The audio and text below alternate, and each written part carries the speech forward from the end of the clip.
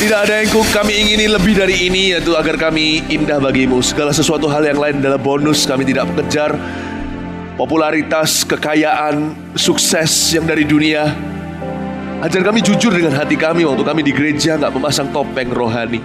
Oh, kami tidak cari semua itu. Kami hanya cari untuk menyenangkan-Mu. Tuhan, hanya menyenangkan-Mu. Hamba hari ini khotbah juga bukan untuk menyenangkan orang. Hamba hanya mau menyenangkan Tuhan. Biar Tuhan mengubah jemaat, mengubah kami semua. Urapan-Mu yang bekerja ya Bapa. Siapkan kami untuk perkara-perkara yang lebih ilahi, untuk tujuan yang lebih tinggi. Setiap anak Tuhan yang Yesus mati baginya, tidak ada satupun hidup sia-sia.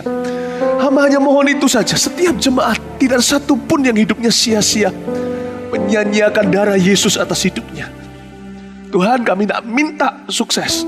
Sungguh kami tidak minta semua itu. Kami hanya minta kami ini siap di depan Tuhan. Selalu siap di depan Tuhan. Itu saja. Sisanya Tuhan yang bekerja. Beri kami hati yang lembut ya Tuhan, untuk mengasihi-Mu sungguh-sungguh. Beri hati kami yang lembut Tuhan, dan rendah hati. Humility, rendah hati. Oh, rendah hati. Rendah hati, jangan ada yang sombong, Please, mari kita jangan ada yang sombong. Jangan ada yang sombong, siapapun kita, apapun yang telah kita capai, apapun yang kita miliki dan punya, jangan pernah sombong, Tuhan berkata.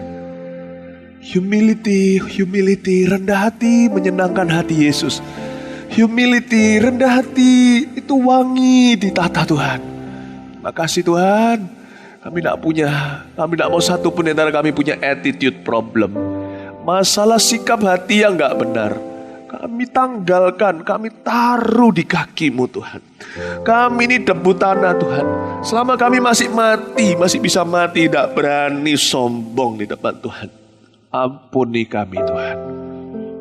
Kami mau bertumbuh semakin seperti Engkau Yesus. Menjadi seperti Engkau. Menjadi seperti Kau Yesus. Menjadi seperti Kau Yesus. Di dalam perkataan, pikiran, perbuatan. Menjadi seperti Kau Yesus. Menjadi seperti Kau Yesus. Di dalam perkataan, pikiran, perbuatan. Menjadi seperti Kau Yesus. Menjadi seperti Kau Yesus. Di dalam perkataan, pikiran, perbuatan. Sembunyikan hamba di balik salib Yesus. Kami mau menerima pengajaran-Mu dari tahta-Mu ya Tuhan. Roh Kudus yang berkata-kata, Roh Kudus yang berbicara, Engkau yang berkuasa mengubahkan. Beri kami hati seperti Maria, duduk diam di kaki Yesus. Di dalam nama Tuhan Yesus yang mulia kami berdoa. Haleluya, amin. Shalom semua, silakan duduk. Oh, saya rasakan hadirat Tuhan manis siang hari ini. Dan sebelum roda saya cepat berputar masuk ke pengajaran Kristus, saya mau menyapa dulu orang-orang yang live streaming juga. Beberapa satelit kita juga ikut live saat ini. Satelit Surabaya Timur, Kelampis, satelit Surabaya Barat, Sukomanunggal, GMS Jember, serta Cirebon. Siang hari ini, pagi tadi, sore nanti ada Tulungagung juga. Saya mau menyapa Anda semuanya. Diingatkan Pak Yusuf tadi pagi, saya lupa menyapanya. Oh, saking excitednya, bergairah untuk mengajarkan dari tokoh-tokoh perjanjian lama. Pelajaran yang berharga. Kebaktian pertama, saya ngomong soal Simpson. Anda bisa beli CD atau DVD-nya. Judulnya adalah 4 kesalahan Simpson dan 3 pelajaran berharga darinya. Saya gak akan ulang lagi, tapi di sana di pagi tadi saya jelaskan, orang yang mut-mutan tidak akan pernah berhasil. Harus punya disiplin yang tinggi. Ya, saya bicara soal introspeksi, renovasi bagi pengusaha yang punya toko, restoran segala. Dengarkan, saya percaya itu akan menjadi bukan hanya tambahan dari Roh Kudus, tapi akan jadi inspirasi buat Anda. Kebaktian 3-4 nanti saya akan sampaikan yang berbeda-beda, Eleazar, lalu terakhir tentang Kaleb. Dan minggu depan saya akan khotbah lagi dari tokoh-tokoh perjanjian baru untuk tahu saya akan khotbahnya apa. Sekarang saya belum putuskan. Anda bisa ikuti sosial media, Twitter, Facebook, dan Instagram. Anda bisa foto, jadi PP nanti. PP-nya akan beredar hari minggu ini pokoknya. Mulai hari Senin, Selasa, dan berikutnya ya. Anda nantikan sendiri. Tapi kebaktian ini, saya mau bicara tentang Yeftah. Terus terang banyak orang di dunia ini kejar sukses. Saya sih di hati saya sejak semakin mengenal Tuhan, saya gak ngejar sukses lagi. Saya hanya mau siap. Udah itu aja. Berjaga-jaga dan waspada itu berarti siap. Setiap saat dipanggil Tuhan berarti siap sekarang untuk menghadap Dia. Bukan dalam kematian, tapi dalam kehidupan terutama. Yeftah ini luar biasa. Seorang pahlawan perang, salah satu hakim-hakim. Anda sambil buka di Hakim-Hakim 11. Ini orang, kalau di dunia perang, ini samkok. Ini orang benar-benar yang luar biasa berhasil. Dia punya prestasi tidak ditanyakan lagi. Tapi satu aja cacatnya. Dan itu menjadikan dia sukses tapi berdarah-darah. Sedangkan Alkitab berkata, berkat Tuhan yang membuat orang kaya, susah payah tidak menambahinya. Tuhan ingin kita sukacita. Bukan hanya sukses berhasil di dunia. Apa gunanya memperoleh seluruh dunia? Kita kehilangan yang paling dasar, yaitu bahagia kita. Apa gunanya kita memperoleh seluruh harta, kehilangan nyawa kita. Yeftah adalah tipe orang yang sukses satu pihak, tapi sisi yang lainnya susah payah mengikutinya. Masalahnya itu bukan salib yang dia pikul, kekonyolan semua. Saya berikan judul, Anda bisa catat khotbah saya ini nanti, poin-poin yang berguna bagi Anda untuk tahun-tahun ke depan. Karakter Yeftah yang tidak siap untuk sukses. Padahal dia sukses loh ya. Saya gak berkata dia gak siap untuk sukses lalu dia gak sukses. Celakanya dia sukses. Karakter Yeftah yang tidak siap untuk sukses. Hari ini mari kita jangan minta sama Tuhan promosi. Tuhan kepingin memberi kita promosi. Lebih daripada kita ingin dipromosikan. Tapi yang perlu kita persiapkan, seperti kebaktian pertama tadi saya jelaskan, bukanlah kekuatan kita, itu sudah alamiah. Kelemahan kita yang harus ditambal. Karena disitulah nanti kekuatan kita pun akan dibocorkan. Yeftah punya cacat karakter yang sangat fatal. Dia sukses, tapi suksesnya tidak mendatangkan bahagia bagi dirinya, keluarganya. Hati-hati dengan sindrom seperti ini. Hidup harus balance, harus seimbang. Anak-anak Tuhan harus berjalan di dalam kebenaran. Ya, jangan hanya berjalan di dalam kuasa mujizat. Saya percaya mujizat. Tapi sama pentingnya dengan itu, hidup kita harus siap untuk diberkati Tuhan. Karakter Yeftah ternyata tidak siap untuk sukses. Kasihan orang ini. Kita lihat terlebih dahulu pasal 11 ayat 1. Yeftah dan Gilead. Adapun Yeftah, orang Gilead itu adalah seorang pahlawan yang gagah perkasa. Yang pertama bicara soal prestasinya. Dia pahlawan yang gagah perkasa. Ini tipe orang yang promosinya mana tahan. Ini orang prestasinya tidak ada duanya. Apapun yang dikerjakannya berhasil. Semua orang ingin dan rindu seperti itu. Mazmur pasal 1. Apapun yang dilakukannya berhasil. The Midas touch. Jamahan Midas, apapun yang dia pegang jadi emas. Ini orang kalau bisnis udah konglomerat. Ini kalau orang ini adalah aparat, dia sudah jenderal. Ini orang kalau seorang di profesional, dia udah CEO. Dia sudah direktur dan sebagainya. Ini orang luar biasa. Pahlawan yang gagah perkasa itu bicara tentang rapornya. Tetapi embel-embel berikutnya itu yang gak enak. Adapun Yefta orang Gilead itu adalah seorang pahlawan yang gagah perkasa. Tetapi, kalau ada tetapi sudah gak komplit rasanya. Tetapi ia anak seorang perempuan sundal. Ayah Yefta ialah Gilead. Nah, ia anak seorang perempuan sundal bukan bicara tentang masa lalunya atau latar belakangnya. Sebenarnya loh ya, di dunia ini gak ada yang namanya anak haram, sekalipun kalau Anda lahir di luar nikah. Papa mama mengandung Anda, ibu Anda mengandung Anda karena kecelakaan, karena perzinahan, perselingkuhan, percabulan. Tetap tidak menjadikan kita anak-anak haram. Karena di dunia ini yang ada hanyalah orang tua haram, tidak ada anak haram. Gak ada anak yang diharamkan. Anak itu gak ikut salah kok. Yang berhubungan seks bukan anak itu di luar nikah. Jadi ini bukan bicara tentang latar belakangnya. Dia anak seorang perempuan sundal.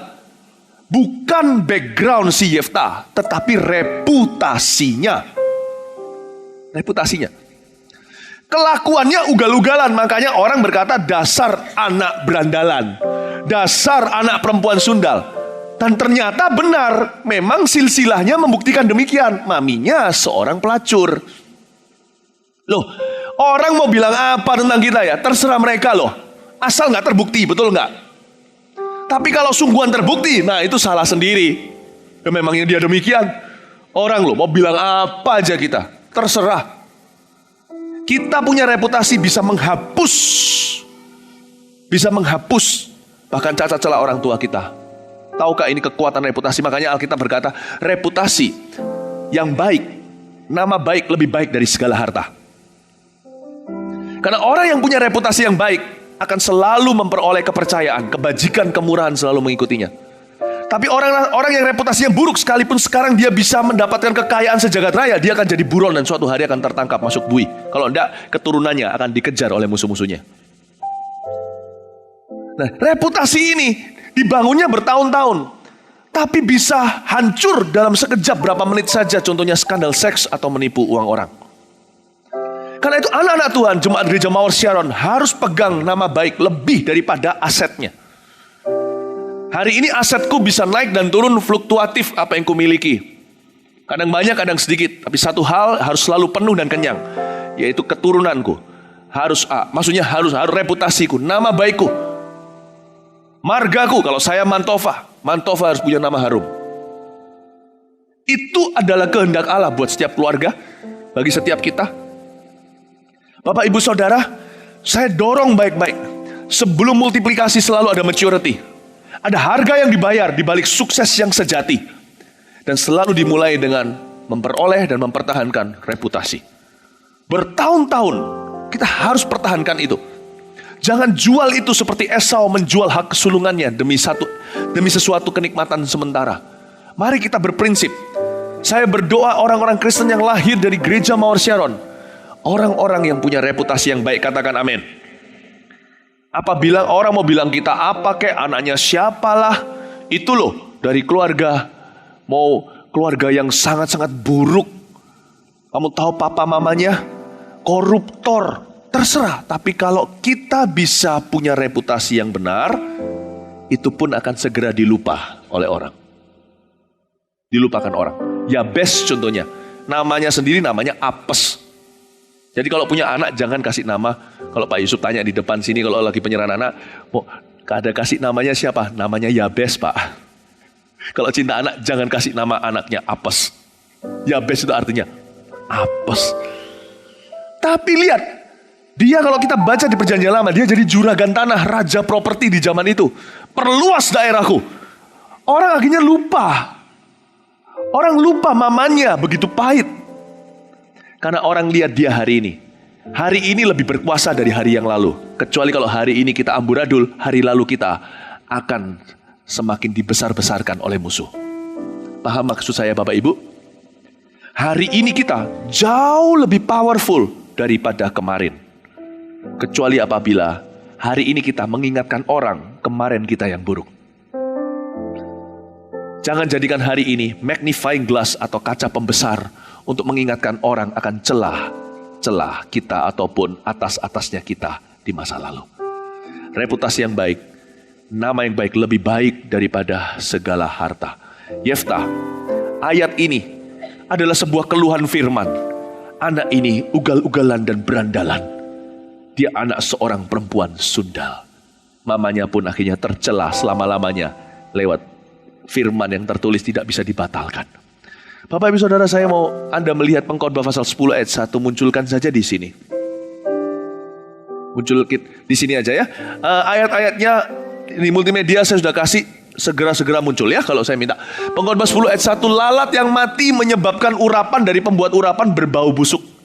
Demikian juga sedikit kebodohan lebih berpengaruh daripada hikmat dan kehormatan. Gak peduli kalau urapan kita luar biasa di sebuah bidang, kalau ada lalat mati di sana, urapan itu pun membusuk semua.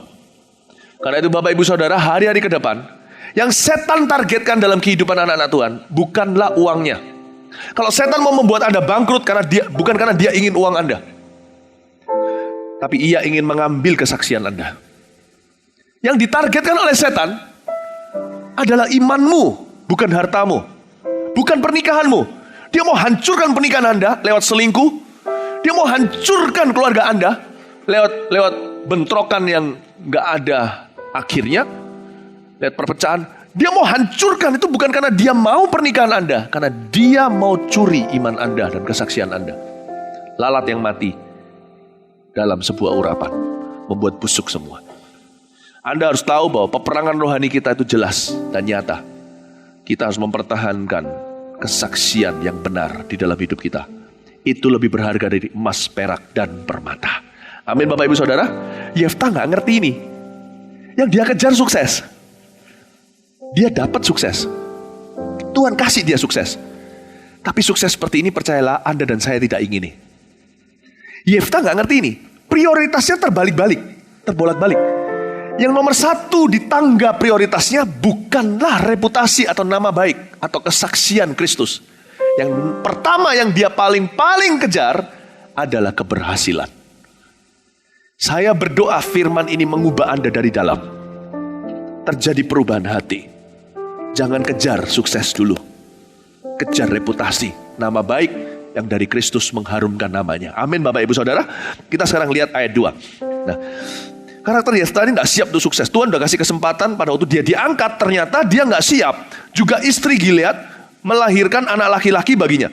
Setelah besar anak-anak istrinya ini, maka mereka mengusir Yeftah. Katanya kepadanya, engkau gak mendapat milik pusaka dalam keluarga kami. Gak dapat caican. Ya, sebab engkau anak dari perempuan lain. Ya, maka larilah Yeftah dari saudara-saudaranya itu dan diam di tanah Top. Berhenti di sana, nanti kita lanjut di 3B. Tapi pasal 2 dan 3A ada dua skenario yang berbeda. Yang satu, mereka mengusir Yeftah, saudara-saudara tirinya. Lalu yang kedua, larilah Yeftah. Perhatikan Bapak Ibu Saudara, kedua hal ini adalah dua hal yang berbeda. Yeftah dari sejak muda bukan cuma tidak mementingkan nama baik, Yeftah itu orangnya suka lari dari masalah. Loh, orang untuk sukses ya, ada orang ngomong gini, sukses gak perlu Tuhan, gak perlu ke gereja. Setuju saya, benar. Bahagia gak bisa tanpa Tuhan. Sukses bisa. Anda mau sukses gak usah ke sini. Pergi ke gunung tertentu bisa dapat kok. Benar. Orang sukses itu cuma butuh apa? Apalagi kalau ulet. Orang kalau ulet, apalagi seperti Simpson, lahir dengan potensi dahsyat. Ada orang itu memang jenius. Ada orang yang lahir itu sudah pinter sekali. Sukses itu mengandalkan kepintaran aja bisa. Bisa. Ya. Yeftah ini orangnya ulet. Dan dia memang orang ini meskipun dia itu suka lari dari masalah, berhasil juga anak ini. Kita tahu akhir ceritanya dia menjadi jenderal perang yang ternama. Menang. Ada 2 perang besar minimal yang dicatat di kitab Hakim-Hakim. Yang satu lawan musuh Israel, yang satu perang saudara. Dia menang selalu. Korban berjatuhan di seberang sana. Ini orang kalau bisnis selalu cuan gitu loh. Dia gak ngerti yang namanya win some, lose some. Kadang kalah, kadang menang, kadang untung, kadang rugi. Gak pernah. Dia menuntung terus. Untung terus. Dia menang terus. Ini orang betul-betul hebat. Tapi dia punya sebuah cacat. Dia itu orangnya punya kebiasaan buruk yang tidak mau diubah sejak masa muda. Membuat dia pada saat Tuhan mau angkat, amburadul semua hidupnya. Waktu beneran diangkat sama Tuhan, berkatnya jadi kutuk. Kan bahaya itu, berkat jadi kutuk itu kan paling tidak enak. Mending kutukilah aku, jangan berkatku jadi kutuk. Berkat itu jadi kutuk itu sama dengan orang diberkati dengan harta. Justru lewat harta itulah anak-anaknya, karena keluarga papa mamanya berhasil kaya raya, kena narkoba. Itu yang disebut berkat jadi kutuk. Mending gak diberkati dari awal-awal dulu. Yefta ini punya satu kebiasaan buruk. Dia suka lari dari masalah. Loh, tapi kan dia diusir. Mungkin Anda bisa berdebat dengan saya. Kan dia kan diusir sama saudara tirinya. Iya, meskipun diusir. Saya ingat Hagar, si wanita Mesir itu. Kenapa dia akhirnya menurunkan hari ini raja-raja Arab lewat Ismail? Karena dia nurut sama Tuhan, gak lari. Diusir itu satu hal, lari itu keputusanmu. Hagar kan diusir, diusir-usir, dianiaya, ditekan-tekan. Pada waktu dia mau lari itu dia lihat malaikat di padang gurun. Dan malaikat itu berkata kepada Hagar, kembalilah ke majikanmu, maksudnya Sarah. Kembalilah ke majikanmu untuk ditekan. Luar biasa kata-kata itu. Sekalipun ditekan, tetap kembalilah. Tuhan tidak pernah memberkati buron atau pelarian. Ada orang tertentu yang membiasakan bahkan bergereja pun kerohaniannya pun dicetak DNA-nya begitu. Ada masalah di sebuah gereja, pindah gereja berikutnya. Ada masalah gereja berikutnya, lari lagi. Lari lagi. Lari lagi. Lari lagi. Orang seperti itu gak bisa diberkati, akan selalu pergi ke bukit-bukit gundul. Anak muda kalau bisa memilih pekerjaan apa, pilihlah. Tapi kalau sudah bekerja di sana, jangan gampang untuk keluar. Selain resumenya kurang bagus, kalau keluar-keluar melulu, pengalaman juga gak dapat. Ada orang yang suka begitu. Ada orang yang punya kebiasaan keluar dulu malahan baru cari kerja. Lalu minta doa-doakan supaya Tuhan beriku pekerjaan. Bukannya pekerjaan yang barusan kau diberikan kepada Tuhan, oleh Tuhan itu kau sembelih di atas mezbahmu. Jangan pernah mudah lari orangnya. Tuhan tidak pernah berkati. Hagar, kembalilah ke majikanmu Sarah. Kembalilah ke majikan perempuanmu untuk ditindas. Hah? Gak salah dengar ya Tuhan? Hagar tanya. Untuk apa? Untuk ditindas. Go back. Dan dari keturunanmu, ketika sudah penuh penderitaanmu, aku akan membangkitkan 12 raja-raja. Wow. Wow. Luar biasa loh. Bapak Ibu Saudara, karakter itu harus ditempa hari per hari. Gak bisa pada saat kita promosi. Nanti kalau aku mau khotbah suatu hari dikasih kesempatan, kalau ini seorang yang mau pelayanan ya, nanti baru aku bereskan karaktermu. Gak bisa. Karakter itu nabungnya masalahnya itu day by day.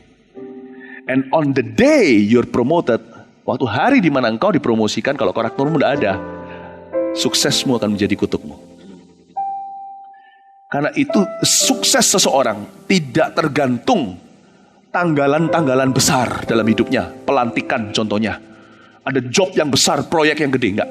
Sukses orang bisa dilihat di agendanya. Cepat pergi ke daerah di agendanya. Daily. Hari per hari. Sukses orang ditentukan hari per hari agendanya. Karena itu Tuhan suruh kita pikul salib itu tiap hari. Sangkal diri demikian. Ikut aku juga setiap hari. Jangan tunggu ketika engkau sukses dan besar. Yusuf itu memelihara dirinya. Dari umur 17, dia ditekan, dikucilkan hingga umur 30 jadi Perdana Menteri.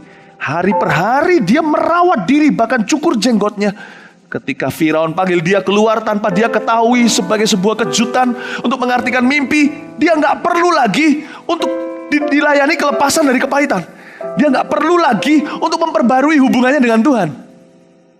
Dia siap ketika dipromosikan. Karakter adalah tetesan air sorga tiap hari sebelum di dalam hidup kita membendung sebuah samudra promosi Allah. Tetesannya itu single day by day. Setiap masalah yang kau hadapi, jangan pernah lari. Setiap kali kau lari menjadi sebuah bolong karakter, sebuah karang yang tidak akan pernah selesai sampai ketika engkau sukses nanti. Jadi hari ini apa yang kau hadapi di depan, hadapilah. Itulah perintah Tuhan. Jangan pernah melarikan diri. Lihat sekarang di Mazmur 37 ayat 1-6 munculkan di sini. Lihat ini adalah prinsip Roh Kudus. Diusir itu satu hal. Lari itu adalah keputusan pribadi. Dari Daud, jangan marah karena orang yang berbuat jahat. Jangan iri hati kepada orang yang berbuat curang, tetap ditahan di sana. Maksudnya jangan marah karena orang yang berbuat jahat. Jangan iri hati pada orang yang berbuat curang. Lu mau diusir kek, mau diapa kek, bilang aja iya tapi jangan pergi. Mau orang itu marah-marahin kita, jangan kepancing masuk amarahnya. Balas dengan lembut hati, dengan lembut kata-kata. Udah. Orang lembut biasanya gak bisa diusir selama-lamanya. Tetap di tempat. Ayat 2. Sebab mereka segera lisut seperti rumput dan layu seperti tumbuh-tumbuhan hijau. Orang yang menganiayamu, yang mengucilkanmu akan capek sendiri. Ayat 3. Percayalah kepada Tuhan dan lakukanlah yang baik. Diamlah di negeri dan berlakulah setia. Ayat 4. Dan bergembiralah karena Tuhan. Maka ia akan memberikan kepadamu apa yang diinginkan hatimu. Terus ada pembelaan Tuhan maksudnya. Serahkanlah hidupmu pada Tuhan dan percayalah kepadanya dan ia pasti akan bertindak. Ia akan memunculkan kebenaranmu seperti terang dan hakmu seperti siang. Perhatikan.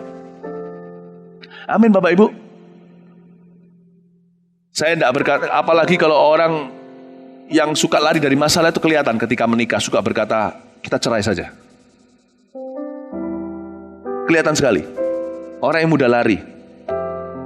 Saya nggak berkata bahwa kalau kita kerja di satu tempat tidak boleh keluar. Nggak juga loh ya. Nggak mudah keluar, bukan nggak boleh keluar. Kalau perceraian, jangan keluar. Kalau pernikahan maksudnya. Tapi mari kita menjadi orang yang tangguh. Tuhan mau menempa karakter kita. Menjadi seorang yang setia. Norma kesetiaan di dunia ini semakin luntur tiap hari. Baik itu kerjaan baik itu persahabatan, pertemanan. Bahkan sampai sesuatu yang sesakral di zaman papa mama kita dulu, yaitu pernikahan, sekarang menjadi sebuah pilihan. Masih mau bersama atau mau putus sampai di sini saja. Generasi yang sekarang ini ditempa untuk menjadi generasi yang sangat lembek dan lemah.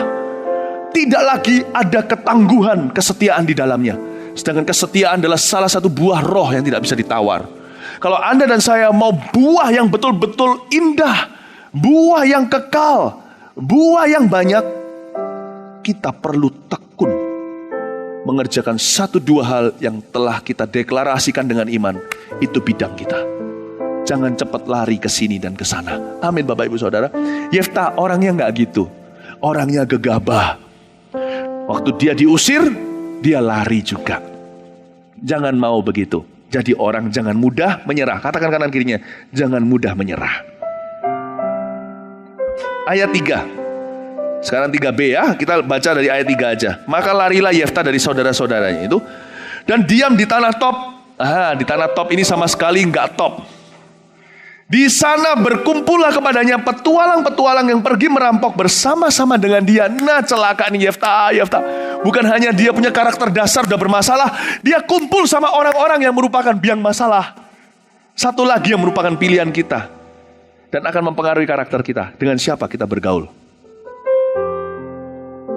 Yefta gak sadar bahwa karakter kita itu sebagian tidak ada dari sifat dasar kita ketika dilahirkan. Tapi sesuatu yang kita adopsi sambil sembari berjalan.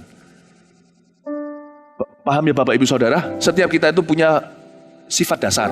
Ada yang pendiam, ada yang aktif, introvert, extrovert, apalah gak tahu nama-nama itu, saya gak terlalu paham yang psikologinya.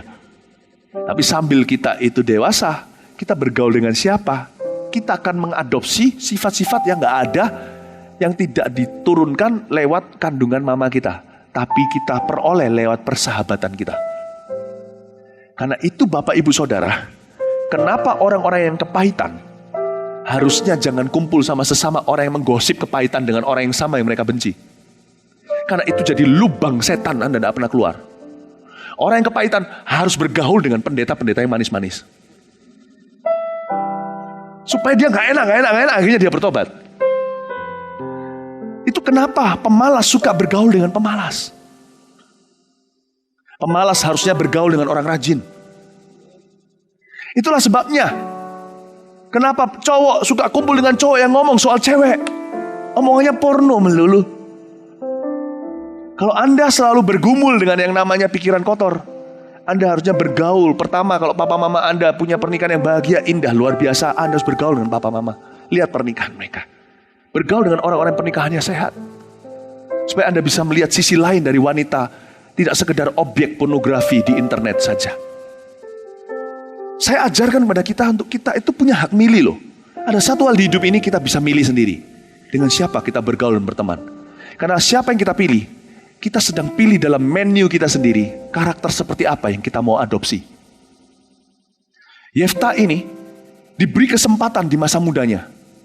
Sebelum dia sukses untuk dia pilih teman. Ini semua bukan sekedar kejadian kebetulan. Ini pilihan sengaja. Dia berkumpul sama gangster-gangster. 1 Korintus 15 ayat 33 munculin di sini. Dia nggak sadar kalau sebenarnya lingkungan kita sangat membentuk karakter kita. Janganlah kamu sesat, pergaulan yang buruk merusak kebiasaan yang baik. Terus, jangan berteman dengan orang, sekarang lihat Amsal 22 ayat 24 dan 25. Jangan berteman dengan orang yang lekas gusar. Jangan bergaul dengan seorang pemarah. Terus, supaya engkau jangan menjadi biasa dengan tingkah lakunya, artinya jangan ketularan. Dan memasang jerat bagi dirimu sendiri. Yang belum punya pacar, saya sarankan. Salah satu kriteria Anda untuk memilih pacar, yang cewek contohnya. Biasanya ini lebih masalah cowok ya. Yang cewek ya, kalau Anda mau pilih pacar, yang belum punya pacar di sini, Anda selain tahu dia anak Tuhan atau enggak, tahu keluarganya segalanya, lihat satu hal. Ya. Anda kalau perlu bawa pergi ke restoran, waktu makan, bayari waiternya, beritahu nanti keluarkannya yang lama. Kalau dia marah, bentak-bentak, gebrak-gebrak meja, tunda dulu jadiannya. Sengaja aja beritahu waiternya, sini ya, dia pesen nasi goreng, keluarin mie. Gak apa-apa diuji secara sengaja. Perempuan kan punya hak untuk mengetes segalanya, ya kan? Kan nanti akhirnya Anda kan serahkan hidup Anda kepada orang itu selamanya. Setelah Anda berkata saya bersedia, jangan salah pilih. Neraka di atas muka bumi. Jangan, wanita Mawar Sharon yang masih single, jangan jadian sama orang yang ngamuan. Waduh, buyar ini beberapa yang cowoknya marah sama saya ini. Padahal hari ini aku mau tembak, mau enggak kita jadian? Ya, perbaiki dulu tingkalan kamu yang cowok. Perbaiki dulu. Baru bisa jadian sama putri-putrinya Sion di sini. Kita punya putri-putri di sini. Sorry ya, di Mawar Sharon jual mahal. Kasih tepuk tangan dong untuk Tuhan, gitu-gitu. Jangan jadian sama orang yang marah, suka ngamuan. Loh, kalau orang nggak pernah marah sama sekali, jadilah sama malaikat. Jangan yang suka muntap. Terus-terus, itu nanti Anda akan pusing 7 keliling. Jangan sama orang yang lekas marah. Itu dia. Bapak, Ibu, Saudara, Yefta adalah orang yang tidak mengerti ini. Dia sifat dasarnya udah jelek, bergaul sama orang yang sama jelek atau lebih jelek. Dan ini nanti adalah taburan hari per hari yang akan merampas mahkotanya suatu hari. Tahukah Anda, sebelum Anda sukses, persiapan Anda sepenting nanti ketika Anda sudah sukses. Apa yang Anda siapkan? Anda dan saya itu harus hidup tiap hari seolah-olah hari ini aku sukses. Menurut standar dunia maksudnya. Anda dan saya harus hidup tiap hari, tiap saat seolah-olah hari ini saya dapat promosi. Karena itu kita akan mempersiapkan diri. Orang yang begitu akan mempersiapkan dirinya. Hiduplah tiap hari dengan rasa curiga penuh sama Allah. Bahwa hari ini mungkin dia akan mengangkat aku. Itu curiga kayak gitu namanya iman. Kebajikan kemurahan mengikuti saya seumur hidupku. Seolah-olah orang yang takut setan gitu loh. Kemana-mana pergi, ada kelontangan. Ada hantu, padahal kucing. Ada bayangan, padahal cleaning service. Apa-apa jadi kerasa-kerasaan. Ada hantu di rumah ini. Anda kalau sama Tuhan juga harus kerasa-kerasaan seperti itu. Kalau enggak gitu, Anda enggak hidup dekat hadirat Allah.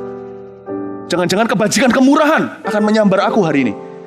Jangan-jangan aku kejatuhan durian sorgawi.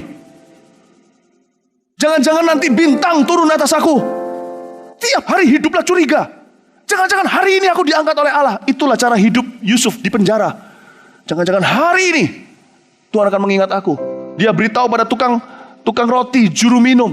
Kalau nanti kamu sudah memberikan arti itu dan terjadi, ingat aku loh ya. Bertahun-tahun gak diingat, tiap hari dia GR. Jangan-jangan hari ini aku akan dipanggil keluar penjara. Akhirnya yang namanya harapan kitab Roma tidak pernah mengecewakan terjadi dalam kehidupan Yusuf. Sekalipun seolah-olah tertunda. Itu karena dia masih mencicil karakternya. Supaya suatu hari ketika dia diangkat, gak ada proses dari bawah harus jadi apa dulu, langsung jadi Perdana Menteri. Dia harus siap dengan suksesnya. Tuhan kasih waktu kalau belum ditinggikan, itu supaya dia gak takut ketinggian.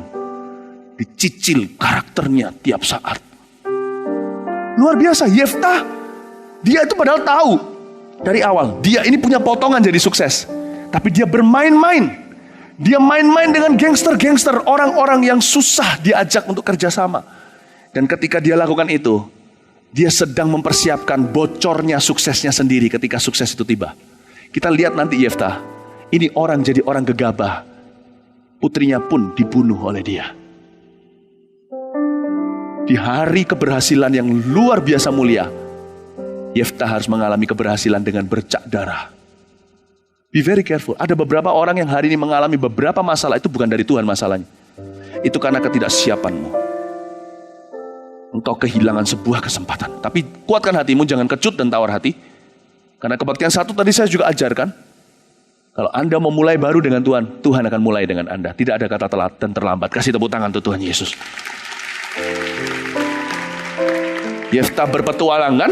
Nah, sekarang kita lihat lebih lanjut ya. Beberapa waktu kemudian, Bani Amon berperang melawan orang Israel. Dan ketika Bani Amon itu berperang melawan orang Israel, pergilah para tua-tua Gilead menjemput Yeftah dari tanah Tob. Tua-tua di sini adalah papanya Yeftah udah meninggal. Ini saudara-saudara tirinya. Oke, saudara-saudaranya kembali sama Yeftah. Tadi yang ngusir-ngusir dia itu loh. Sekarang minta-minta tolong.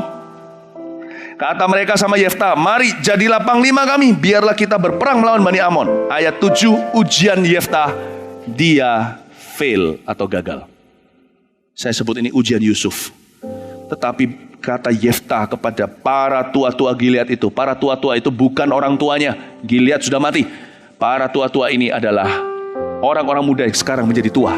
Sekarang memimpin bangsa, Yeftah juga jadi pemimpin mafia.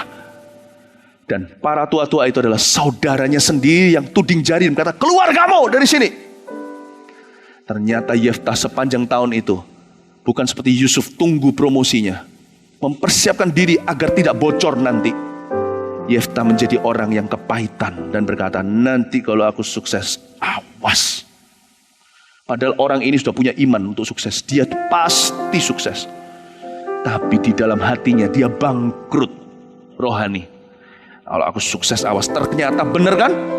Ketika mereka datang, tua-tua ini datang, saudaranya datang sama Yeftah, jawabannya ketus sekali.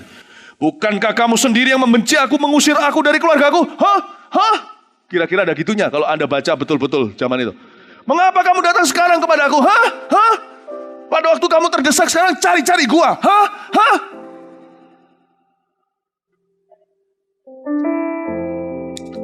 Sekalipun Anda kepahitan, Anda pasti akan sukses. Saya kasih garansi, itu kasih karunia. Tapi kalau Anda kepahitan, suksesmu nanti bercak darah. Sekarang saya mencoba untuk mengartikan lewat cerita Yeftah. Susah payah tidak mengikutinya. Ini bukan bicara tentang berkat itu gampang. Kita kasih persembahan langsung plung masuk di dalam akun kita berapa miliar. Bukan gitu. Susah payah ini bukan berarti nggak ngelembur, nggak apa. Tapi tidak ada serangan balik setan ketika sukses kita nikmati. Tapi di sini Yeftah ceritanya lain. Dia kepahitan. Coba bandingkan dia punya bahasa dengan bahasa seseorang yang mirip sekali kasus hidupnya. Yang ini kan diusir, yang itu dijual. Yang ini dulu dikucilkan, yang ini dilempar ke sumur. Sama-sama saudaranya menjadi tua-tua. Yang dulu saudara sekarang menjadi kepala suku.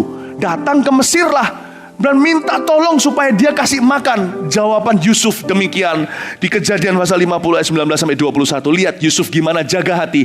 Dari umur 17 dia dijual ke saudagar Ismail. Dan umur 13 tahun kemudian hatinya tetap manis. Tetapi Yusuf berkata kepada mereka, Yusuf Sutanto, berani-berani ya, hati-hati pilih mantu. Janganlah takut sebab aku inikah pengganti Allah. Lihat Yusuf, lihat. Memang kamu telah mereka-reka yang jahat terhadap aku. Nggak salah, Yusuf bukan orang yang menyangkal apa yang terjadi dengan dia. Dia terus terang mengerti itu sakit sekali. Tapi Allah telah mereka-rekanya untuk kebaikan. Dengan maksud melakukan seperti yang terjadi sekarang ini, yaitu memelihara hidup suatu bangsa yang besar. Ayat 21. Jadi, koko, kecuali satu adiknya Benyamin. Dek, Ko, jangan takut ya. Aku akan tanggung makananmu dan makan anak-anakmu juga. Demikianlah ia menghiburkan mereka dan menenangkan hati mereka dengan perkataannya. Adakah terjadi Yusuf ketika dia sukses, anaknya harus dibunuh? Adakah terjadi ketika Yusuf sukses terjadi perang saudara? Adakah ketika Yusuf sukses berdarah-darah? Tidak terjadi. Itulah sukses yang kita cari, yang dimulai dengan jaga hati. Belajar dari Yusuf, jangan Yefta. Yefta lain sekali. Dia kepahitan dan penolakan. Bapak, ibu, saudara, bahaya orang yang sukses menyimpan dendam. Bukan hanya dia membahayakan dirinya dan orang lain, dia membahayakan nama Tuhan dalam kehidupannya. Izinkan saya mengatakan, promosi dari Tuhan itu gampang sekali datangnya. Saya pernah sekali suatu hari, waktu saya berkata, Tuhan, ketika saya sedang mengalami pembentukan ya, di masa saya umur belasan, dibentuk sama Tuhan tuh sakit sekali sama orang-orang sekeliling saya. Wah, kadang-kadang saya diperlakukan tidak adil.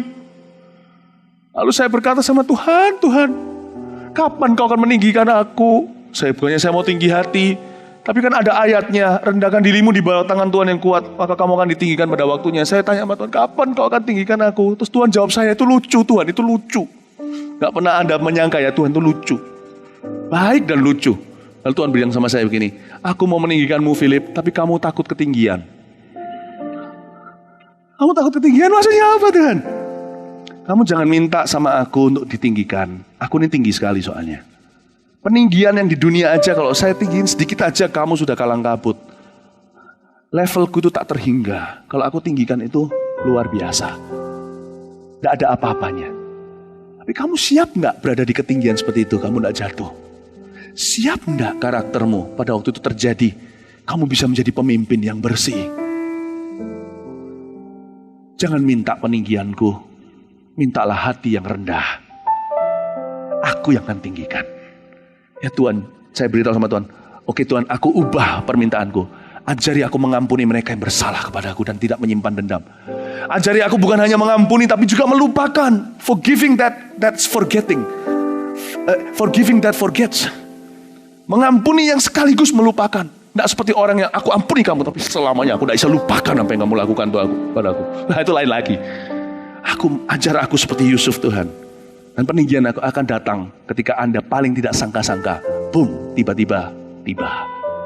Kita lihat lompat sekarang ya. Apa yang Yefta lakukan? Ayat 11 sekarang. Saya mau tunjukkan. Bahkan kehidupan doanya pun salah. Ini saya kalau ke surga, saya yakin Yefta itu masuk surga. Jangan sampai saya diketaki Yefta. Tapi Yefta ini saya kagum, ini orang luar biasa loh ya. Jangan salah ngerti loh ya. Ini orang memberikan kepada kita satu pelajaran berharga. Orang gak sempurna pun bisa dipakai Allah. Tapi orang kalau mau dipakai oleh Tuhan, jangan berhenti sampai puas sampai mau dipakai saja. Harus lanjut satu langkah lagi, belajar kenal hatinya dan menyenangkan dia. Ayat 11. Yefta kan dipanggil, kamu bisa gak jadi panglima kami? Yefta menjawab, dulu aku diusir-usir, sekarang dimau-mau. Ayat 11. Maka Yefta ikut dengan para tua-tua Gilead. Lalu bangsa itu mengangkat dia menjadi kepala dan panglima mereka. Tetapi Yefta membawa seluruh perkaranya itu ke hadapan Tuhan di Mizpah. Tetapi Yefta membawa seluruh perkaranya itu ke hadapan Tuhan di Mizpah. Harusnya orang kalau masuk hadirat Allah kan selesai masalahnya kan, semua jadi jelas ya kan. Harusnya kalau kita doa ke gereja kayak masuk menara atau doa saat teduh cari Tuhan ke bukit doa, puasa, kan harusnya segala jadi jelas. Nggak tentu. Motivasi kita masuk itu menentukan kita keluar dapat apa. Nah ini kesalahan banyak orang. Karena itu pengkhotbah mengajarkan Salomo itu orang yang kilaf dalam hal ini, dan dia berkata, aku belajar waktu di masa tuanya dia tulis pengkhotbah untuk kita. Dia tulis begini, datang ke rumah Tuhan mendengar lebih baik daripada banyak komentar. Masuk ke hadirat Tuhan untuk memperhatikan lebih baik daripada mempersembahkan korban. Yefta ini membawa perkaranya ke Tuhan. Lah kok nanti terjadinya berantakan gitu? Apakah Tuhan tidak bicara? Tuhan bicara, dia gak mau dengar. Dia sudah set Tuhan harus bicaranya begini sama dia. Nah saya tunjukkan. Waktu saya tanya sama Tuhan, Tuhan, Yefta ini ujungnya saya kasih bocoran. anaknya, dia membuat nasar gegabah, anaknya dibunuh oleh tangannya sendiri. Lalu terjadi perang saudara dengan Efraim, 40.000 sekian orang mati. Kok bisa gitu? Habis doa kok begitu? Tahukah Anda, izinkan saya mengatakan pada Anda, doa tidak otomatis mengubah. Motivasi doa itu penting sekali waktu Anda masuk. Motivasi doa itu penting. Kalau saya lagi butek atau lagi sudah keruh di sini, kadang-kadang saya nggak langsung doa, saya buka firman dulu, saya cari kebenaran, taruh di dada saya doa sesuai firman. Karena doa itu bisa misleading sekali kalau hati Anda sudah memanipulasi Allah. Saya tunjukkan bahwa Yefta bukan datang membawa hatinya ke depan Tuhan. Ini masalahnya.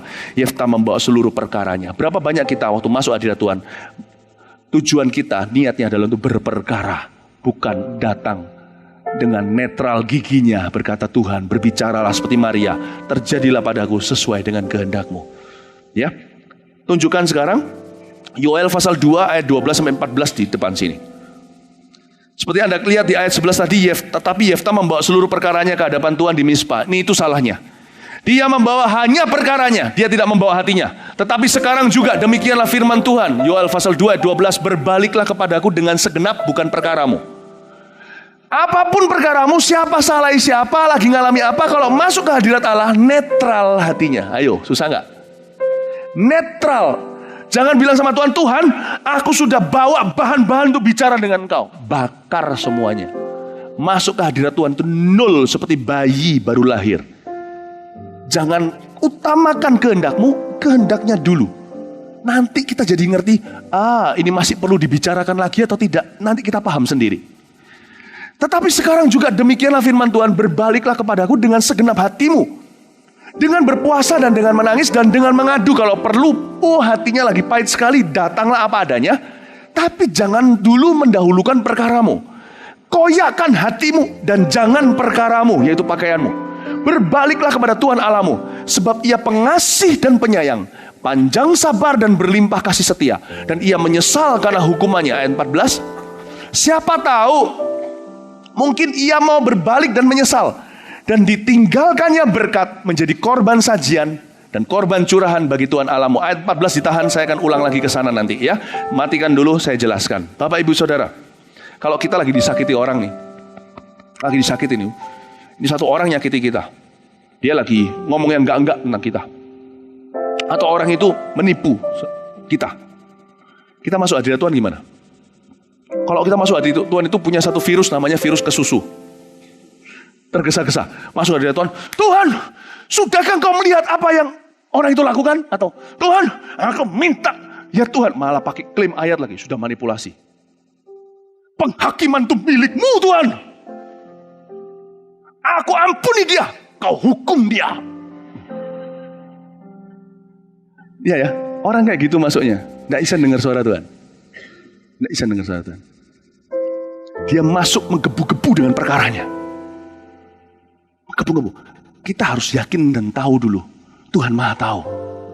Tuhan tahu kita berada di mana dalam hidup ini. Masuk hadirat Tuhan itu sungkem dulu. Ya Tuhan, ya aku masuk ke hadirat-Mu. Di hadapan hadirat-Mu, ya Bapa. Masa Tuhan gak tahu siapa yang terjadi dengan kita? Ku datang dengan penuh kerinduan. Cekot-cekot di sini gara-gara orang itu. Di hadapan hadirat-Mu, ya Bapa. Segala keangkuhanku hilang. Ku sembah Kau, ya Bapa. Ku sembah Kau, ya Tuhan. Ku tinggikan nama-Mu Yesus. Dalam hidupku selalu. Kan sakit kan? Kan tadi katakan dengan berpuasa dan mengadu dan menangis kan? Menangis dan mengadu. Di hadapan hadirat-Mu, ya Bapa. Tapi tetap jangan berperkara dengan dia. Masuklah, koyakkan hatimu. Nanti tiba-tiba Tuhan akan bicara satu firman, berubah situasimu. Kadang-kadang Tuhan akan bicara tentang itu, kadang-kadang Tuhan memilih untuk tidak membicarakannya. Orang patah hati contohnya. Tuhan, kapan aku dapat jodoh lagi? Masuk hadirat Tuhan, Tuhan gak tentu mau ngomong itu. Mungkin Tuhan ngomong tentang ministry, tapi di ministry itulah nanti Anda akan menemukan jodohmu. Tuhan itu Maha tahu. Dia itu sophisticated yet simple. Dia itu sangat mengerti. Tapi kesalahan Yefta adalah dia masuk menggebu perkaranya. Dia berkata sama Tuhan, Tuhan, kau lihat koko-kokoku sudah datang. Mereka yang usir aku. Pastikan Tuhan, buktikan sama mereka kalau aku benar. Sekarang tinggikan Yefta. Buat Yefta tidak dipermalukan lagi. Apalagi dulu mama-mamaku disandang. Mamanya orang sundal segala. Tuhan, lihat mereka itu Tuhan, balaskan sama mereka. Buat mereka tunduk sama aku. Dia sudah mintanya itu sederetan permintaan-permintaan yang kurang penting di mata Allah. Dan Allah tetap berikan. Tapi dia kehilangan satu hal yang terbesar. Mengenal hati Tuhan. Dan itu juga akhirnya kesalahannya dalam keputusan setelah dia jadi panglima. Bapak, Ibu, Saudara, kadang-kadang kalau kita masuk hadirat Tuhan, kita ini terlalu terjebak dalam situasi kita yang gini. Kita kira Tuhan itu ikuti dunia dalam berita. Kita kira Tuhan itu ikuti berita kita dan kita saja yang diikuti oleh Dia. When you pray, it's important to feel that you are not the center of the universe. Waktu Anda berdoa, kita harus menyadari kita bukanlah pusat poros perputaran dunia. Masuklah, kenali dunianya Dia dulu. Lalu setelah itu kalau merasa damai sejahtera, ucapkan perkaramu itu kepada Dia. Dan Dia akan mengucapkan sebuah firman. Amin, Bapak, Ibu, Saudara. Yefta tidak membawa hatinya. Ayat ini saya ngerti jelas di mana salahnya Yefta. Dia membawa perkaranya. Inilah kesalahan banyak orang, kenapa doanya tidak pernah dijawab. Engkau berdoa, engkau tidak dapat karena engkau tidak berdoa. Engkau berdoa, engkau tidak memperolehnya karena engkau meminta untuk memuaskan hawa nafsumu. Itulah sebabnya doa beberapa orang tidak manjur, tidak langgeng. Karena dia orangnya ngotot, tidak berserah sama Allah. Sekarang kita lihat ayat 29. Efek samping daripada kehidupan doa yang tidak mengubah adalah buta rohani ketika sukses. Nasar Yefta. Lalu roh Tuhan menghinggapi Yefta. Ia berjalan melalui daerah Gilead dan daerah Manasye. Kemudian melalui Mispa di Gilead, dan dari Mispa di Gilead ia berjalan terus ke daerah Bani Amon. Lihat ya. Lalu bernasarlah Yefta. Ini aja sudah salah. Kepada Tuhan katanya, jika engkau sungguh-sungguh menyerahkan Bani Amon itu ke dalam tanganku, Yefta, Yefta, sampai kapan kau akan menyadari engkau bukanlah pusat perputaran dunia? Dia nggak bisa melihat itu pekerjaan Allah. Dia melihat itu sesuatu yang personal, pribadi sekali untuk membuktikan diri. Dia nggak ngerti bahwa Allah ingin memberkatinya. Dia masih ingin membuktikan diri sama koko-kokonya. Orang yang tidak pernah lepas dari perkaranya, Allah nggak bisa berperkara dengan dia. Maka apa yang keluar dari pintu rumahku untuk menemui aku pada waktu aku kembali dengan selamat dari Bani Amon akan menjadi kepunyaan Tuhan. Dan aku akan mempersembahkannya sebagai korban bakaran, disembelih segala sebelum dibarbeque. Sekarang kita lihat 2 Korintus 3 ayat 16 dan 17. Yefta pada waktu sukses buta rohani karena karakternya tidak cukup bensinnya untuk di taraf ketinggian itu. Tetapi apabila hati seseorang berbalik pada Tuhan, bukan perkaranya, hatinya, maka selubung itu pun diambil daripadanya. Sebab Tuhan adalah roh, dan di mana ada roh Allah, di situ ada kemerdekaan. Yefta nggak bisa melihat kasih karunia Tuhan yang bebas biaya, yang free. Cuma-cuma ku beri kepadamu, cuma-cuma berikan juga. Jadi dia terbelit sendiri ke dalam kata-katanya dan kebodohannya. Muncullah sebuah nasar dari apa yang Tuhan tidak pernah minta. Dia berkata, apa yang keluar dari rumahku, ku sembelih jadi korban sembelihan. Celakanya, putri sematawayangnya yang keluar. Saya tunjukkan munculin kita di ayat 14 yang saya bilang suruh simpan di Yoel 2 ayat 14. Anda lihat yang Tuhan minta ya. Yefta jadi buta. Siapa tahu mungkin ia mau berbalik dan menyesal dan ditinggalkannya berkat. Allah itu kerinduannya hanya memberkati. Jangan pernah percaya bayar harga itu untuk dapat berkat. Berkat itu cuma-cuma. Orang mau bayar harga itu untuk kenal hati Tuhan, bukan untuk dapat berkat. Karena untuk kita kenal hati Tuhan, kita harus sangkal perasaan kita sendiri kadang-kadang, pikiran kita. Siapa tahu mungkin dia mau berbalik dan menyesal dan tinggalkannya berkat menjadi korban. Lihat, perhatikan, korban sajian dan korban curahan bagi Tuhan. Segala sesuatu yang kita korbankan sama Tuhan tidak perlu mati lagi. Yesus sudah mati bagi kita. Korban sajian itu bicara, ku beri yang terbaik bagimu. Menurut saya mereka menyajikan dengan sangat baik PAW hari ini. Ku relakan, mereka ada latihan, lagunya disajikan, presentasi yang indah. Kita datang ke gereja pakai pakaian yang selayaknya, yang sebaiknya untuk kita menghargai hadirat Tuhan. Itu korban sajian dan itu berkenan. Itu Tuhan minta. Korban curahan itu curhat. Dia mengerti, dia peduli. Tuhan mau kita curhat apa adanya hati itu. Jangan palsu-palsu, jangan pura-pura, jangan sembunyikan apa-apa. Tuhan tidak pernah minta korban sembelihan. Yeftah berkata, nanti siapa yang keluar, apapun yang keluar dari rumahku, tak sembelih. Akhirnya, waktu Yeftah sukses, dia sendiri yang membocorkan suksesnya. Tuhan tidak pernah mencuri kebahagiaannya, sukacita maupun berkatnya. Orang itu, kalau karakternya tidak siap sampai satu titik taraf, waktu dia tinggi, dia akan menggagalkan dirinya sendiri. Disinilah karakter itu penting. Kenapa Tuhan tidak tinggikan Anda sekarang? Kenapa Tuhan tidak tinggikan saya sekarang? Karena kalau saya tinggikan sekarang, saya akan bisa dengan hebat bunuh diri di ketinggian itu. Makanya itu jangan pernah minta promosi. Minta sama Tuhan itu selalu rendah hati, selalu humility. Minta itu saja. Yeftah berkata, tak sembelih yang keluar, keluarlah putrinya. Dia berkata, celaka. Dan itu pun dia terlalu gengsi untuk mengakui. Kalau jadi Yeftah bukannya dia tidak tepat janji. Padahal ada ayatnya di Amsal juga. Kalau Anda terikat dengan satu janji dengan seorang sahabat, Anda datang berlutut, kalau perlu mempermalukan diri, tarik kembali. Loh, kalau itu janji adalah janji yang baik, jangan tarik kembali. Jangan gampang berkata ya, berkata A sama orang lalu berkata nggak jadi. Berkata B, kilaf. Orang kayak begitu nggak bisa dipegang kata-katanya. Tapi kalau ini kan jelas-jelas mengandung kematian, pembunuhan, dan juga apalagi di sini tidak diminta oleh Tuhan. Harusnya Yeftah kalau dia sudah melatih dari dulu nggak kumpul sama gangster, nggak suka marah. Kalau dia dari dulu belajar mupuk karakternya, hari itu pasti dia nggak gengsi berkata sama Tuhan, Tuhan sorry, aku kilaf Tuhan, anakku. Tentunya Tuhan nggak berkata, ketawa, aku mau darahnya putrimu, kan nggak. Andai kata dia gengs, anak ini mati bukan karena nasarnya. Anak ini mati karena seorang Yeftah yang besar kepala, yang gengsi nggak bisa dibentuk lagi. Bapak ibu saudara, kenapa ada orang yang diberkati jadi kaya lalu keluarganya rumah tangganya berantakan? Kok bisa berkat Tuhan jadi kutuk? No. Berkat Tuhan adalah berkat, tidak pernah jadi kutuk. Orang itu tidak bisa mengelolanya. Hancur semua. Karena itu saya belajar karakter itu penting untuk membuat kita siap sukses. Amin Bapak Ibu. Yeftah ini kalau menurut saya, opini saya, dia kalau mau ngaku salah aja anaknya bisa hidup. Anak-anak ikut menderita gara-gara papanya, susah diajak bicara. Karena papanya itu orang yang paling pengku, paling keras kepala. Bayangin, kita sekarang lihat sedikit lagi lalu saya selesai. Anda masih mengikuti saya? Ya, belajar sesuatu? Puji Tuhan.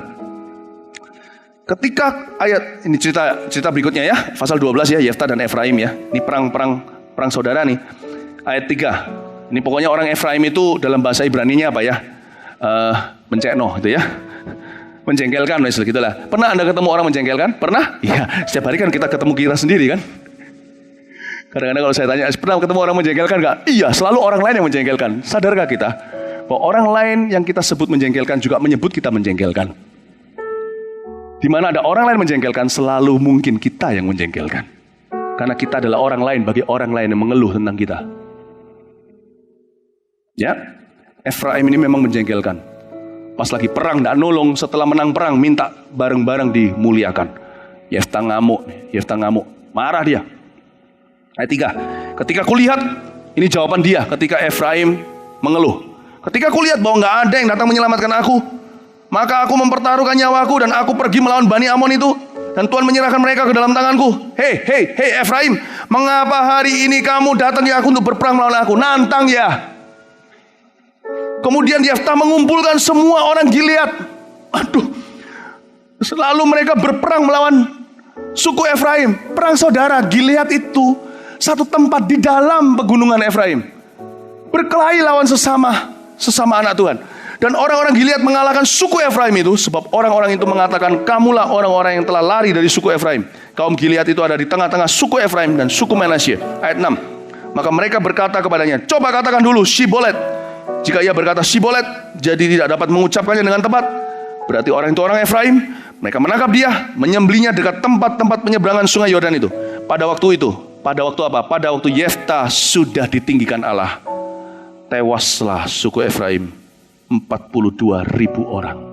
I pray for some of us, God will not bless your business. Because God blesses you a little bit, you quarrel with people. How can God bless you more? Bagaimana Allah bisa memberkatimu? Oh, saya tidak akan doakan itu sebagai sesuatu yang saya kunci selamanya. Gembala itu punya kuasa menjaga jiwa. Tongkatnya itu bisa buka pintu, tutup pintu. Tapi saya akan tutup sebentar, sampai Anda siap, kita buka lagi. Amin Bapak Ibu Saudara. Dengar baik-baik. Oh, kasih tepuk tangan untuk Tuhan Yesus. Terakhir munculin beberapa ayat yang saya siapkan di sini. Pengkhotbah pasal 7 ayat 8 sampai 10. Lalu Galatia 3 ayat 3, lalu dengan itu kita selesai sudah. Akhir suatu hal lebih baik daripada awalnya. Awalnya Yefta menang perang. Awalnya dia sukses besar. Akhir suatu hal lebih baik karena akhirnya Yefta mengenaskan 40.000 saudara seiman mati-matian, tidak karuan kehancuran yang dia ciptakan. Panjang sabar lebih baik daripada tinggi hati. Alkitab berkata, jawaban yang lemah lembut meredakan amarah. Jangan lekas-lekas marah dalam hati. Jangan kayak Yefta. Kalau Anda suka marah, bergaulah dengan orang yang sabar. Gak ada orang yang sabar. Kalau Anda orangnya pesimis, orangnya selalu merasa diri gak berguna, minimal bacalah buku-buku yang berguna. Bacalah Walking with My Shepherd. Bacalah Journey of Grace. Belajar dari orang-orang. Karena amarah menetap dalam dada orang bodoh. Ayat 10. Janganlah mengatakan mengapa zaman dulu lebih baik daripada zaman sekarang. Ini untuk orang yang hidup dalam kepahitan, selalu hidup di masa lalu. Karena bukannya berdasar hikmat engkau menanyakan hal itu. Galatia pasal 3 ayat 3. Adakah kamu sebodoh itu? Kamu telah mulai dengan roh. Maukah kamu sekarang mengakhirinya di dalam daging? Kita bisa memulai dengan berkat rezeki dari Allah. Akhir suatu hal selalu tergantung karakter yang kau tabung setiap hari. Dimulai hari ini. Siapkan dirimu tiap hari untuk setiap saat bisa dipromosi oleh Allah. Amin Bapak Ibu Saudara. Belajarlah dari Yefta, belajarlah lebih baik dari dia. Jadilah seseorang yang mudah diangkat oleh Tuhan. Mari kita semua bangkit berdiri. Kita menghampiri tahta Allah sekali lagi. Kita berikan tepuk tangan untuk Tuhan Yesus tercinta. Terima kasih Tuhan. Thank you Father. Thank you Lord. Thank you Lord. Jikalau kita melihat di dalam pengajaran ini ada kemiripan-kemiripan kita dengan Yefta, hal itu harus kita serang. Hal itu harus kita serahkan. Hal itu harus kita tobati. Khotbah seperti ini adalah seperti cuci bersih hati. Saya khotbah di Taiwan yang lalu. Ketika saya khotbah, beberapa orang protes katanya seolah-olah saya bicara langsung ke orang itu. Bahkan saya nggak tahu masalahnya. Khotbah seperti ini, Roh Kudus akan berbicara. Anakku, itu yang dimaksud adalah engkau. Dirimu itu yang dimaksud. Mari kita tanggalkan hal itu. Saya khotbah seperti ini bukan untuk menutup sorga. Justru mempersiapkan Anda untuk membendung sorga. Saya yakin, hari-hari esok Jemaat Mawar Sharon banyak orang-orang yang sukses. Banyak orang-orang yang diangkat. Ada orang-orang tua yang sudah umur 60, tiba-tiba mendapatkan sebuah promosi dari Tuhan. Ada anak-anak muda yang barusan lulus kuliah, tiba-tiba diangkat oleh Tuhan dengan luar biasa. Ada yang jadi ini, ada yang jadi itu. Segala bidang selalu ada. Jemaat sebesar ini, pasti kanan kiri. Di setiap perjalanan hidup akan ada panglima-panglima Tuhan. Saya yakin itu. Tapi doa kami sebagai orang tua rohani adalah ketika anak-anak kami diangkat. Kalau saya bilang anak, tidak tentu anak muda. Anda umur 70 pun tetap anak rohani kami. Anak-anak kami ketika diangkat, mereka tidak akan bercak berdarah. Mereka akan diangkat Tuhan dan tetap berada di sana seperti Yusuf memerintah selama-lamanya. Saya berdoa supaya keluarga Anda diberkati Tuhan. Setiap orang di sini nggak jadi ekor tapi jadi kepala. Jalannya nggak turun tapi naik. Amin Bapak Ibu Saudara. Dan Tuhan akan membuka segala pintu bagi dirimu. Siap untuk menerima promosi dari Roh Kudus? Angkat tanganmu. Kita nyanyikan sebuah lagu. Let's sing one song. Haleluya. Sekarang ku memuji Allah yang setia, yang tak pernah beri perbuatan tanganmu. Sekarang ku menyembahmu, Allah yang mulia, sempurnakan janji.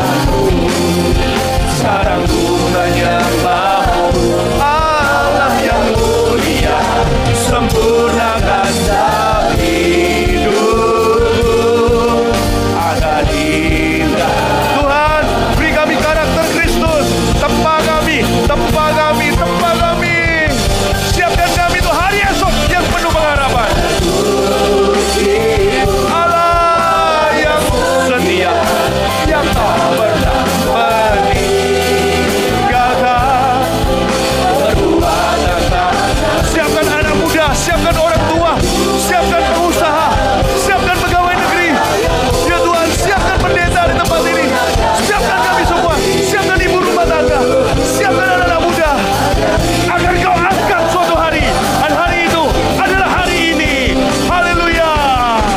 Sekarang ku menyucimu, Allah yang setia, yang tak pernah meninggalkan perbuatan tanganmu. Sekarang ku menyembahmu, Allah yang mulia, sempurnakan setiap hidupku agar indah bagimu, agar indah bagimu Yesus, agar indah bagimu Tuhan, agar indah bagimu. Haleluya, haleluya, haleluya, haleluya. Terimalah kata-kata profetik berkat dari Tuhan. Seperti bangsa Israel disuruh berdiri satu sisi, kata berkat dan kutuk pun diucapkan. Aku berdiri di sisi berkat ya Tuhan. Untuk umat-Mu Gereja Mawar Sharon, mari angkat tangan Anda sekalian. Wajah Allahku bersinar atasmu. Tuhan menerangimu dengan wajah-Mu. Kau diberkatinya keluar dan masuk-Mu. Kau tidak perlu tergesa-gesa, Tuhan yang berjalan di depan-Mu. Kau tidak terburu-buru sebab Dialah penutup barisan-Mu. Dia akan membuat-Mu terus naik, tidak turun. Menjadi kepala dan bukan menjadi ekor. Dan kemanapun kau pergi, tempat itu diberikan Tuhan kepadamu. Engkau tidak mungkin sekarang masih bertenda, tapi sebentar lagi tempat tanah perjanjian itu menjadi milik pusaka, warisan turun-temurun. Apapun yang kau jamah berubah menjadi emas, dan apapun yang kau kerjakan akan menjadi sesuatu yang diturunkan sampai keturunan-keturunan. Tuhan Yesus memberkatimu. Jemaat Mawar Sharon beda di Surabaya, di mana-mana, di Indonesia, di seluruh dunia. Yang namanya dari sini, ya Tuhan biarkan wangi seperti bunga bakung itu, yaitu Yesus Kristus. Dari sini ya Tuhan, orang-orang yang karakternya menyolok, sehingga nanti suatu hari kepercayaan itu tiba-tiba datang seperti pencuri dalam kehidupan kami, mengetuk pintu kami seperti Yusuf diketuk pintunya oleh penjaga penjara dan berkata, keluarlah, Firaun mencarimu. Engkau akan dijadikan bapaknya, bukan menjadi orang kedua, menjadi ayah Firaun, menjadi orang yang menyelamatkan Mesir. Aku tahu karakter pengusaha-pengusaha, setiap orang-orang dari Mawar Sharon, tua, muda, besar, kecil ini akan menjadi pembicaraan di seluruh negeri. Karena di sini yang kami minta bukan menjadi gereja terbesar, terkaya, termulia. Yang kami minta bukan sukses, bukan menjadi hebat, bukan menjadi populer, bukan menjadi paling berhasil. Kami minta gereja yang paling, salah satu gereja yang paling mudah dibentuk, yang paling rendah hati, yang paling mencintai Tuhan, yang paling mengerti kasih. Dan dengan demikian Tuhan, kuserahkan kepadamu. Cek kosong itu bonus, tulis Tuhan sendiri dengan tanganmu yang menulis roh batu. Tuhan bisa dengan tangan tanpa bantuan Musa. Ketika Tuhan di tembok Daniel, waktu di zaman Daniel Tuhan menulis di tembok juga. Tuhan tulis bonus setiap hamba-hamba anak-anakmu ini ya Tuhan, setiap jemaatmu. Kau tulis sendiri di cek kosongmu ya Tuhan. Berkat apa yang telah kau sediakan bagi mereka. Yang pasti, janganlah yang mata kami pernah lihat, telinga kami pernah dengar, yang pikiran kami pernah bayangkan. Berikan kepada jemaatmu ini hal-hal yang tidak dalam pikiran mereka, yang jauh lebih besar, yang lebih tinggi, yang tidak berani kami bayangkan. Tuhan sudah sediakan bagi orang yang mengasihi Dia. Terimalah berkat dari Allah Bapa, kasih setia dari Tuhan Yesus, pengurapan dari Roh Kudus mulai sekarang hingga selama-lamanya. Terjadilah firman ini, jadilah berkat lebih dari pemenang. Mulai sekarang Tuhan menyertaimu, keluar masukmu akan meninggalkan banyak berkat. Di dalam nama Yesus yang percaya katakan amin. Selamat siang, Tuhan berkati.